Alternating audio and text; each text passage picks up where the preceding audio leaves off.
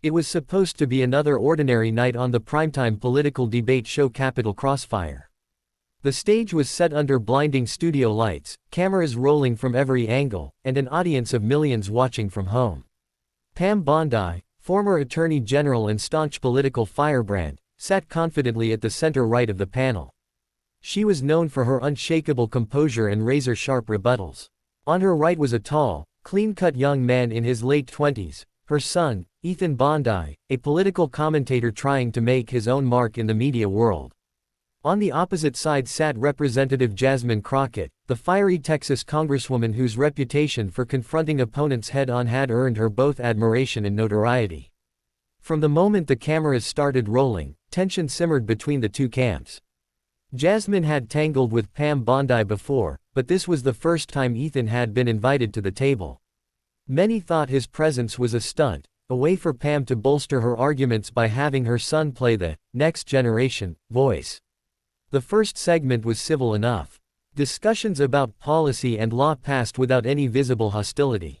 But viewers could sense the undercurrent, a silent, unspoken challenge waiting to ignite. Then it happened. A seemingly harmless question from the host, "Do family connections influence credibility in politics?" shifted the entire mood. Jasmine's lips curved into the faintest of smiles. Pam stiffened, sensing where this could go.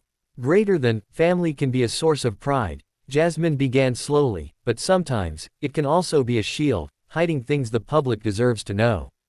Pam's jaw tightened. Ethan, visibly irritated, leaned forward. "Greater than, are you suggesting I don't stand on my own merit?" He shot back, his voice steady but with a sharp edge. Jasmine didn't break eye contact. "Greater than, I'm suggesting," she said, "that before you lecture America on ethics, we talk about the off-air stories you've been working so hard to keep quiet." The studio seemed to inhale as one. Pam's eyes darted toward her son, just a flicker, but it was enough for the cameras to catch. Ethan tried to laugh it off. "Greater than, you don't have anything on me, Representative. Don't make baseless claims on national TV." Jasmine slowly pulled out a small, folded sheet of paper from her stack of notes and placed it in front of her. "Greater than, you sure about that?" she asked calmly. Pam shifted in her seat. The audience could feel the heat, and social media was already lighting up with speculation. Hashtags were forming before Jasmine even opened her mouth again. The clock on the broadcast timer read 8:43 p.m. when Jasmine took a deep breath and began. "Greater than, Ethan Bondi," she said, "was involved in an undisclosed financial settlement last year, one connected to a harassment claim from a young staffer at a political consulting firm." A collective gasp erupted from the live audience. Ethan's face went pale almost instantly. Pam's eyes widened, the controlled expression she usually maintained cracking for the first time in her on-air career. Jasmine continued, her tone steady but unrelenting. "Greater than, not only was the settlement hidden behind a non-disclosure agreement, but records show the payment didn't come from Ethan's personal funds, it came from a PAC closely tied to his mother's political network." Pam opened her mouth to speak, but Jasmine pressed forward, her words sharp as glass.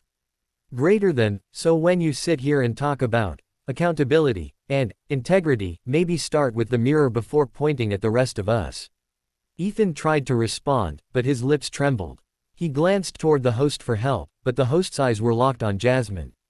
17 seconds. That's how long it took for Ethan's composure to completely collapse. In less than half a minute, his confident, almost cocky demeanor had evaporated. His hands shook slightly as he reached for his water glass. Pam leaned in, whispering urgently to him, but the microphone still caught fragments. "Don't say anything, we'll handle it later, keep quiet." The host, sensing the storm brewing beyond recovery, attempted to steer the conversation back to policy. But it was too late. The damage had been done. Ethan's face was flushed, his eyes avoiding every camera. Twitter was in a frenzy. The hashtag #BondiGate was trending in under 5 minutes. Clips of Jasmine's reveal were already flooding feeds with captions like, "17 seconds to crumble," and, "Jasmine just ended him." Pam tried one last time to defend her son, calling Jasmine's claims slanderous and politically motivated. But her words felt hollow compared to the paper Jasmine still had on her desk, the one she never even needed to fully read aloud. By the time the commercial break hit, Ethan had his head down, avoiding the audience's eyes. He mumbled something about not feeling well, and left the stage before the cameras came back. When the show resumed, Pam was alone on her side of the table. Jasmine sat upright, sipping her water, the faint smile back on her face. She didn't need to say another word, the visual said it all. The next morning, the headlines were merciless. Jasmine Crockett drops bombshell on Bondi family. 17 seconds that shook the debate. Ethan Bondi vanishes after on-air meltdown. Pam went on several friendly talk shows the following week to defend her son, but the clip kept circulating, millions of views, countless reaction videos, and an unshakable image of a young man crumbling in real time. Jasmine, for her part, simply tweeted, "Greater than, truth doesn't need permission to be told."